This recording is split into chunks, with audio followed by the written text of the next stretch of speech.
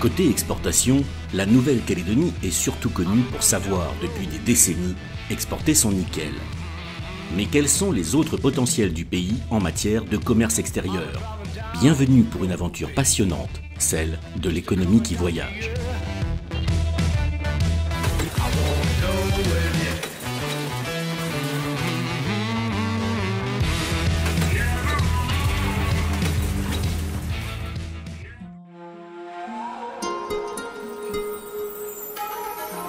Si l'on se réfère au produit intérieur brut, le Japon est la troisième puissance économique mondiale depuis plusieurs années.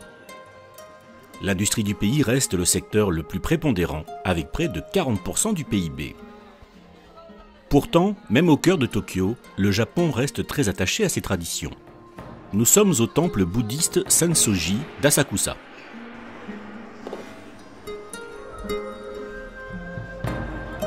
Malgré l'affluence, il règne ici une ambiance respectueuse, dans cette enclave, entourée par l'aire urbaine la plus peuplée au monde, avec près de 43 millions d'habitants pour l'ensemble de l'agglomération. Il n'y a qu'à se laisser bercer par l'ambiance, dépaysement assuré au cœur de la ville ultramoderne. En plein cœur de la mégapole, on trouve aussi le plus grand marché du monde de poissons et de fruits de mer.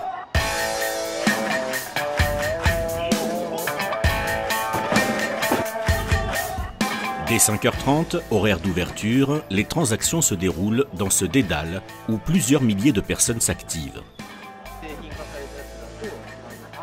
Ici, en janvier 2017, un thon rouge de 212 kg s'est vendu au prix de 68 millions de francs CFP.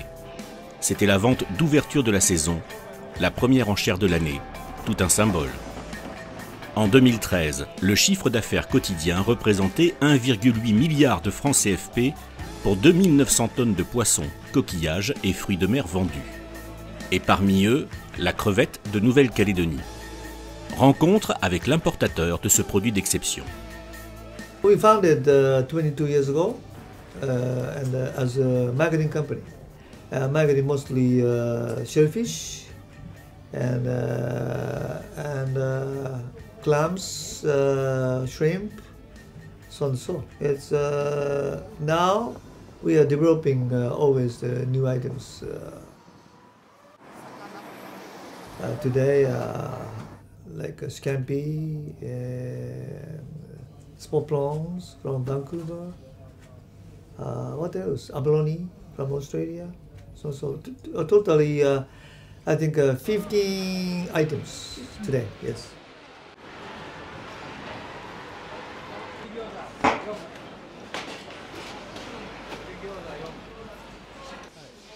I met them first 1997. It was very impressed. And finally, we have a very good partnership agreement with them. And we now, we put the name Angel Prawns as a brand. So everybody knows now in Japan. Mm-hmm. Yes.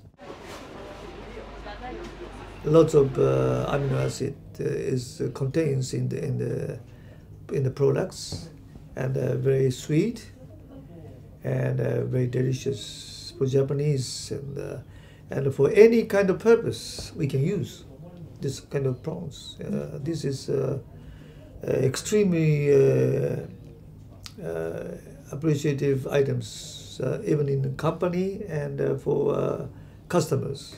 In prawn category, I think it is one of a very luxurious product.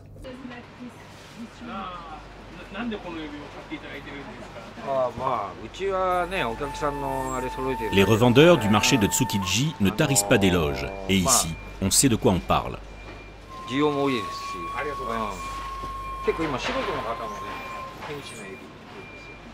Tsukiji is that little bit different market. They are aiming at the Japanese style seafood, okay. But we are selling to Western style market in this prawns. Yes, partly for sashimi and for sushi purpose we are using.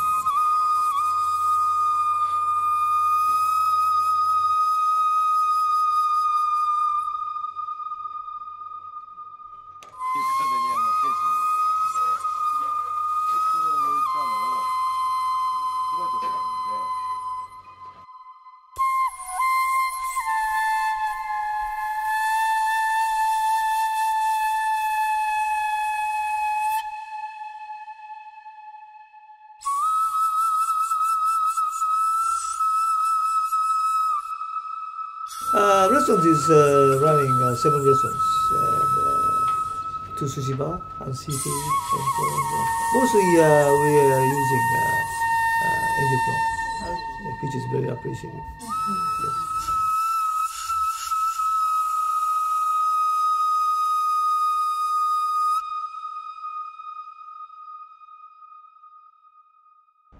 Waking up with the sun, you're ready for a run. It's such a good morning. Retour en Nouvelle-Calédonie où la commercialisation des crevettes produites par les fermes aquacoles est assurée par la SOPAC. Alors SOPAC est organisée comme une sorte de coopérative agricole, malgré sa forme juridique de SA. On achète les crevettes de 15-16 aquaculteurs qui adhèrent à cette filière SOPAC. On achète les crevettes en bordure de bassin, on les transporte jusqu'à notre usine à Coné, où on fait un tri qualitatif, la surgélation, l'emballage, et nous effectuons le marketing et vente dans le monde entier de crevettes Nouvelle-Calédonie. C'est une espèce à part. C'est déjà un grand avantage parce qu'elle n'est pas directement comparable au niveau gustatif et aspect visuel avec une autre crevette dans le monde. Mais ça tout seul ne suffit pas. Il y a, grâce à notre coopération avec les clients japonais depuis plus que 20 ans, on a obtenu un niveau qualitatif dans le process de tri et de surgélation et qui aujourd'hui les démarque des autres crevettes.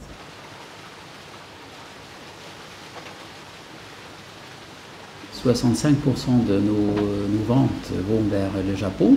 C'est un marché très exigeant qui a été construit depuis 20 ans par les mêmes importateurs-distributeurs extrêmement exigeants. Ensuite, c'était, il y a quelques années, la France, avec la grande distribution, notamment Carrefour. Mais vu que les marchés mondiaux ont beaucoup changé, il y a beaucoup plus de producteurs, beaucoup plus de volume de crevettes élevés dans le monde, les prix ont baissé et on a dû arrêter la grande distribution en France parce qu'on ne couvre pas nos coûts.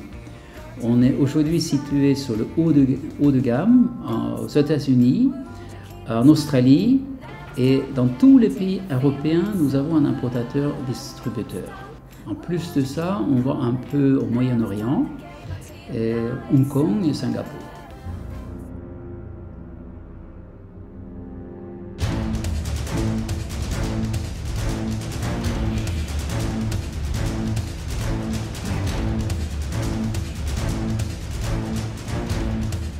Alors c'est environ 700 tonnes pour le Japon, à peu près 30-40 tonnes Australie, 50 tonnes États-Unis et 70-80 tonnes pour l'Europe. On ne peut pas faire quelque chose d'ordinaire qu'on trouve facilement ailleurs.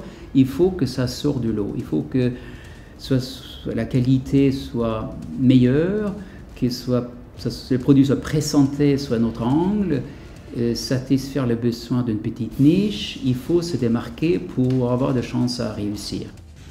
La crevette en elle-même ne suffit pas tout seul. On a créé une marque, on a communiqué sur l'excellence de ce produit et sans cette communication, sans ces investissements en marketing et communication, la crevette ne se vendra pas.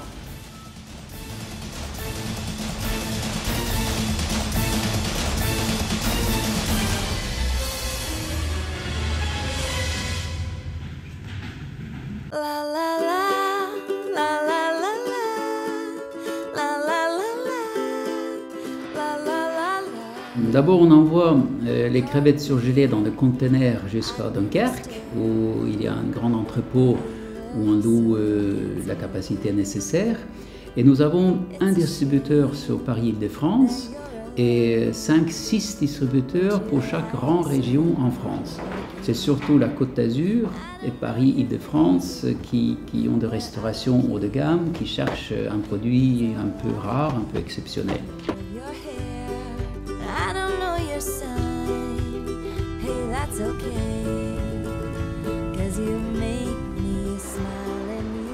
Nous allons retrouver notre crevette aux antipodes. À Paris, elle a fait son nid grâce au talent de cuisiniers d'exception qui en apprécient la valeur. Nichée au cœur du 14e arrondissement de la capitale, l'assiette du chef étoilé David Radjeber nous ouvre ses portes et surtout sa cuisine.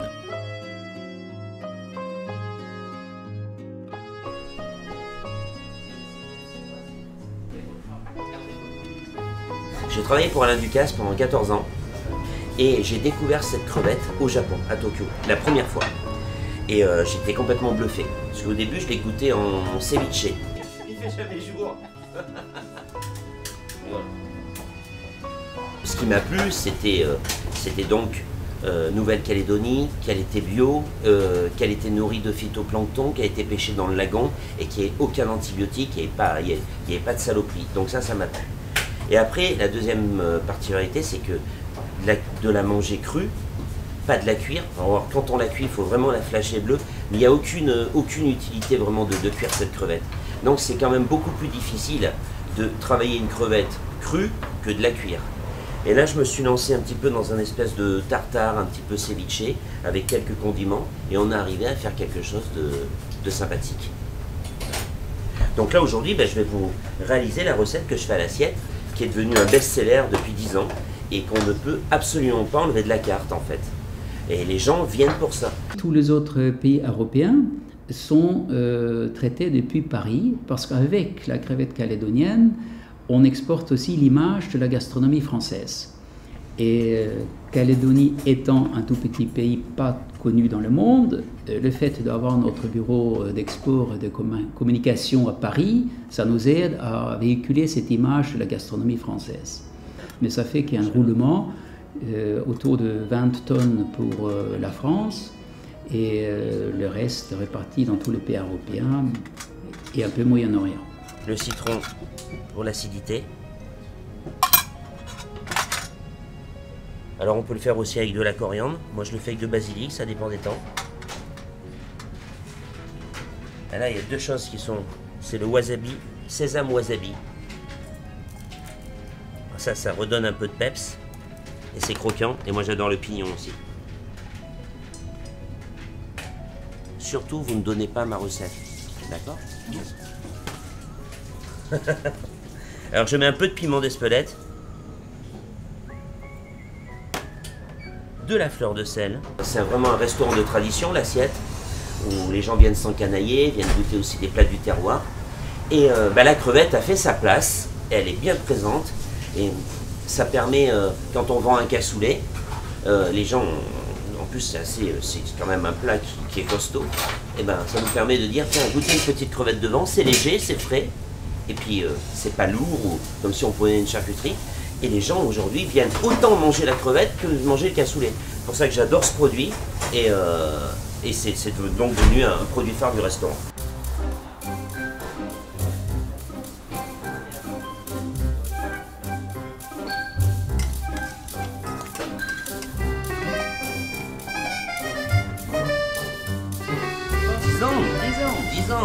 Je suis un des premiers à l'avoir fait sur Paris. Un des premiers. Le roi de la crevette. Et le king de la crevette.